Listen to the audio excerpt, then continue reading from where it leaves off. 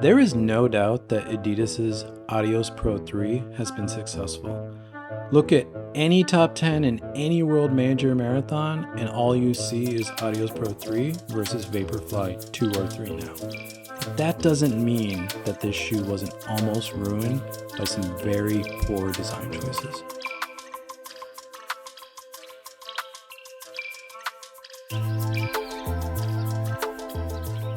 I'm going to begin by saying this is an outstanding shoe, nearly ruined by a totally dismal upper. It is fast. It is fun to run in. It is everything you want in a marathon racing shoe. And in the results that this shoe's gotten on elite athletes in the past year, don't lie. But this upper, we need to talk about this upper. It is that bad. So to really break down how bad this upper is, we need to go into the overhead shot. Now, this is a Cellar Mesh upper. This is, I think, the third or fourth iteration of Cellar Mesh from Adidas, because they've had it on a bunch of shoes now. And the material itself, which is this really sort of tight weave material, is it's a recycled plastic-based material. It's very stiff, it's very lightweight, sheds water really well. It's actually a great material, but where this upper falls down is really in the amount of overlays. And let's start with the toe area, because this is the worst part of the shoe. Now, we have a bunch of overlays in an area of the shoe that is really the worst place you could possibly put these overlays, which is across the top of the foot. This is where the joint of the big toe is. The joints of the toe sit all in here, and then your pinky toe is in this area. Now, we have the Cellar Mesh material. We have this felty suede material that comes from the toe that comes into these lace loops.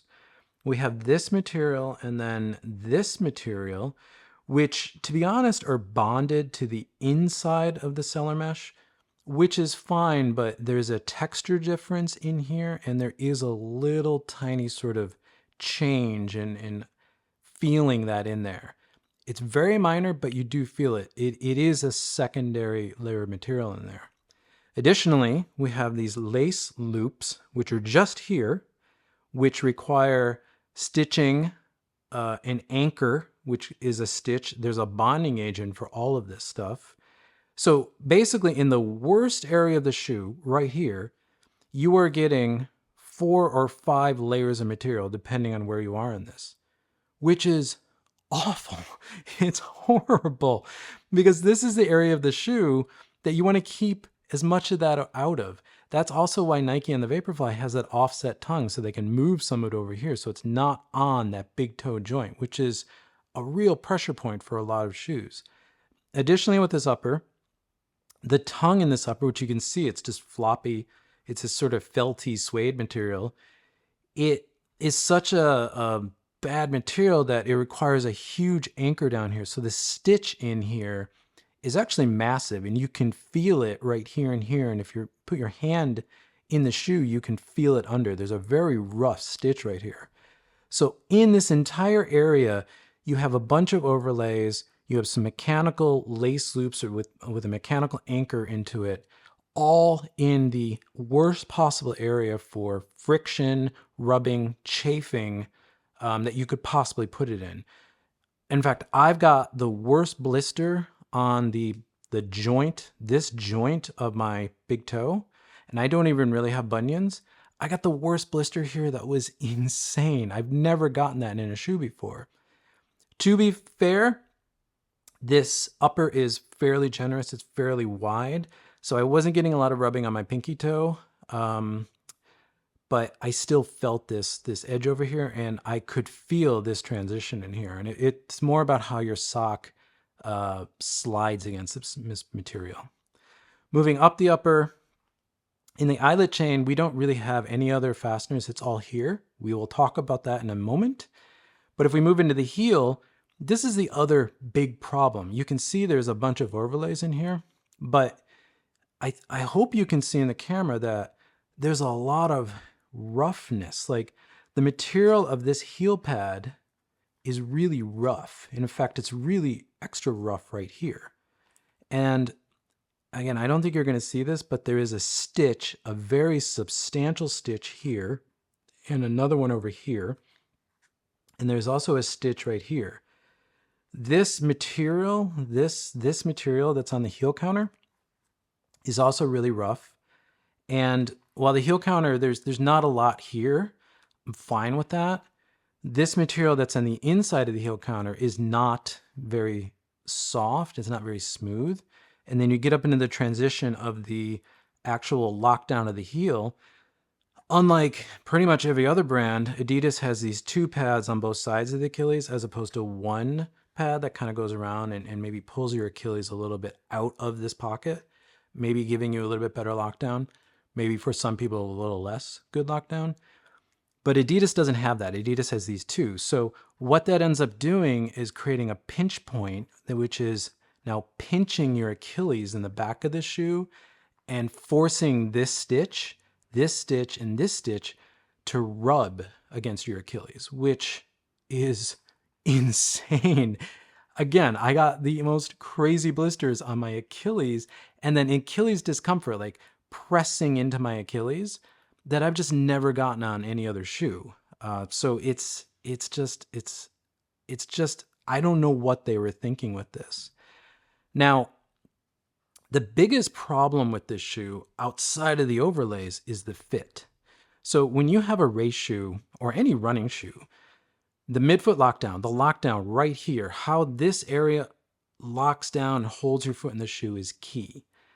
This shoe also fails that mechanically because while most shoes are going to have some sort of support or this sort of central kind of midfoot material to lock your foot down in the midfoot, Adidas has moved it all up into the forefoot. You could say this is the bottom of the midfoot, but it really is the forefoot because again, you're right over the joints of the toes.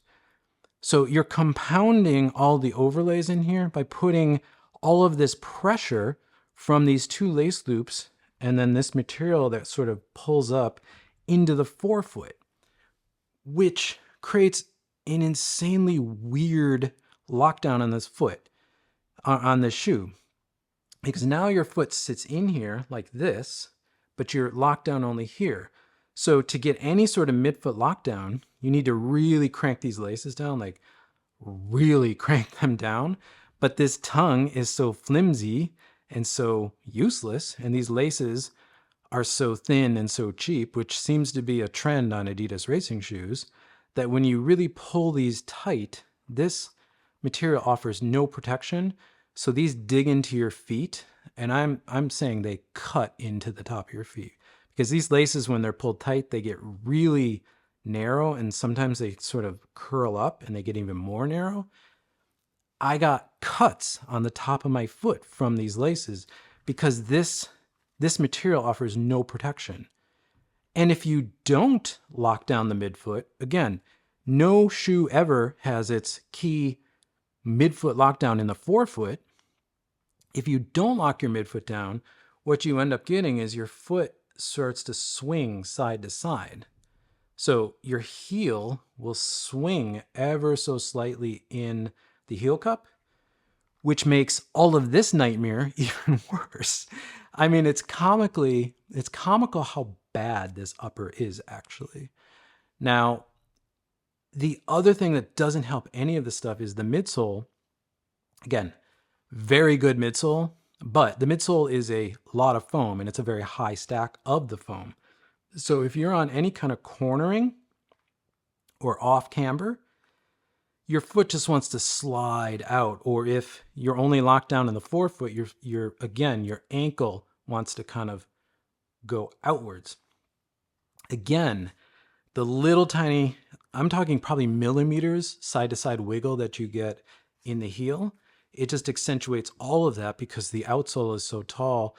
The outsole is so good and the midsole is so tall. It just accentuates that and makes the blistering opportunities in the heel even worse. And then because you're pivoting basically on this joint of your big toe, it actually will start rubbing your pinky toe on the outside here, and it will just cause more friction right on that joint, which will cause a bigger blister. This shoe, it's insane that the team did this with this shoe. Now, it's not that Adidas cannot make a good upper. Case in point, Takumi Sen. This is literally all of the same materials, exact same materials, but you can see, for example, with the midfoot, it anchors in the same spot, but instead of going into the forefoot, it goes into the midfoot where you expect it. Also, this upper is a lot cleaner. Notice there isn't a lot of unnecessary overlays. And in the heel cup, we still have the two pads, but this material is much smoother. It's much softer. It's much cleaner in here. There's no additional sort of stitching in here. Even the stitch that you can probably see doesn't bother you. It's not a firm stitch. It's nothing you would ever feel. There's no additional overlay on the top here that's going to push down on the top, especially as it's locking in. Even the way the tongue anchors into the forefoot of the shoe, it's really well done because there's a lot of attention paid to kind of get that around maybe where the ball of your big toe, that joint, which is right in this area, trying to get that off, a lot of the pressure off of that. Additionally, the tongue in here is also very thin, very floppy, but I think this is cellar mesh or some form of cellar mesh. So there's enough rigidity in this very lightweight material that it does protect your foot more from the same really thin laces. I still get lace bite in this, but nothing compared to what I was getting in this shoe. But also, I'm not getting lace bite because I don't need to crank this one down as much because the upper just fits better. It's a better fitting upper. So this shoe is the Takumi Sen 9. This came after the Adios Pro 3. So this is saying to me that the Adidas team learned from all the sort of mistakes they made here in the upper, and they cleaned the upper quite a bit up in here in the Takumi Sen 9. Now, we have seen some leaked images of the Adios Pro 4, which has an upper, at least the images I've seen, the upper on the Adios Pro 4 looks very similar to what's on the Takumi Sen 9. The midsole seems to be the same. So if that's what we get with the Adios Pro 4, great. If we get the Takumi Sen 9 upper on the Adios Pro 3 midsole and outsole, that's an amazing shoe. Another thing that gives me sort of hope for the Adios Pro 4 is that the Adios series, so the Adios 8, the updates that we've seen for that, the upper looks very similar to what you see here in the Takumi Sen. And the Adios series has had even more insane, senseless overlays on it for much longer. So my hope here is that Adidas has learned how good this upper is, because this upper fits great and has no rub points, and they're now going to carry that across the line into the Adios so that we can really get the full benefit of this midsole. So let's move to the midsole and really talk about this amazing midsole in the shoe, and it really is outstanding. So the first thing you're going to notice about this shoe is that it is thick. There is a lot of foam in this shoe. Now, I think you can see it especially well on the medial side. It is a thick stack from the heel to the forefoot and even into the toe spring itself. The effect of that is just endless foam. No matter where you land in this shoe, it is endless foam. And it is a really great feeling to run in. The geometry of this shoe is really interesting because you have this extreme toe spring. You have a great heel landing, which has this sort of offset rocker that, Adidas has on a lot of their shoes. So it absorbs landing for heel striking, moves you forward, and really dives you into this toe spring. For midfoot and forefoot strikers like myself, there's also, it feels like there's a secondary rocker in the forefoot of this shoe, which feels amazing because if I'm landing up on my toes, it's almost, I've got another rocker up here pushing me forward. And when you combine it with this sort of endless foam, the feeling is sort of, you're floating almost. It is quite an incredible feeling to run in this shoe. Now, this shoe also has Adidas's Energy Rods 2.0, which is a little different than what was in the Adios Pro 2 or even the Adios Pro. Those shoes had rods going from the toe, they ran into about here, and then they stopped, and then there was a carbon plate back here.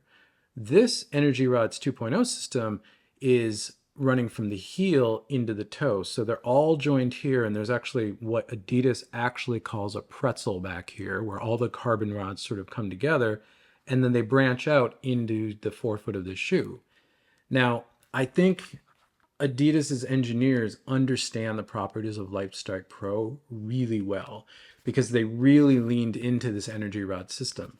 Lightstrike Pro is firm enough and there's enough response in this foam, which is very different than Zoom X, where if you put a carbon plate in this shoe, it's going to be too much. It's going to be too stiff. But these rods, I think, do a good job of giving you the carbon snap moving forward, getting your energy moving forward. But what they allow for is a little bit more softness in the width of the shoe, especially in the forefoot, because they all function independently. And in fact, you can see that Adidas is leaning into that even with the outsole design, where these grooves of sort of cutouts in the rubber of the outsole actually align between the rods. So you can see there's some care to really making the landing in the width of the shoe smoother, a little bit softer. It's not torsionally as stiff. And the effect of that, again, is smooth, silky smooth landings in this shoe. Combined with the endless foam, you're just constantly moving forward. This shoe is actually incredibly optimized for moving you forward, which is exactly what you want in a marathon racing shoe. There is a lot of shoe here. There is a lot of midsole. There's a lot of foam here. This shoe is not as nimble or as kind of light on your feet as, say, a Vaporfly is from Nike. But it's also not as bulky as a Alphafly is either. It's somewhere in between. But this shoe also is really interesting in that there's a lot of foam here. There's a lot of shoe here, but it doesn't run big. This shoe does not run bulky at all. I'm not going to say it's as fast or as nimble feeling as a Vaporfly, but it's closer to a Vaporfly than it is an Alphafly, which is really impressive given the sort of the bulk of this shoe. Again, the outsole and the midsole of this shoe are outstanding. There's probably one of the best marathon racing midsole outsole combinations that I've ever run in. I still prefer the Vaporfly because I prefer Zoom X. I prefer sinking into the foam. But if you like a little bit more of a sudden energy return, because Lightstrike Pro, again, the energy return on Lightstrike Pro, I think of more as a spring, where Zoom X is more of a bouncy ball that you sink into. This is more of a coiled spring that you land and it immediately pops you off. It works outstanding. And the midsole outsole team on this one did a great job. So how will I use this shoe moving forward? Well, to be honest, I'm probably never going to race in this. Not just because of the upper. I'm a Nike guy. I do prefer Zoom X. I prefer the feel of Zoom X. I prefer the feel of the Vaporfly. But if the Vaporfly didn't exist and it was only the Alphafly or this, I would probably race in this. But the fact that Vaporfly 3 exists, I'm not going to race in this. But this will be a shoe that I use for long runs, especially when I'm in the training block for a marathon build. When I want a little bit more shoe than, say, an Invincible 3, which is my current long run shoe, but I don't necessarily want to do that long run in my Vaporfly, or I want a different training stimulus than running in a Vaporfly, again, a firmer foam is going to give me a different training effect. It's going to work my legs and feet very differently than the softer Zoom X. Again, training benefit there. This is probably a shoe that I'll reach for. It's not the only one I'm going to reach for, but it definitely will be one that I reach for. And especially if the Adios Pro 4 has a cleaner upper, a better upper, an upper that doesn't destroy your feet, I might spend a lot of time in this shoe, particularly when I'm in a marathon build.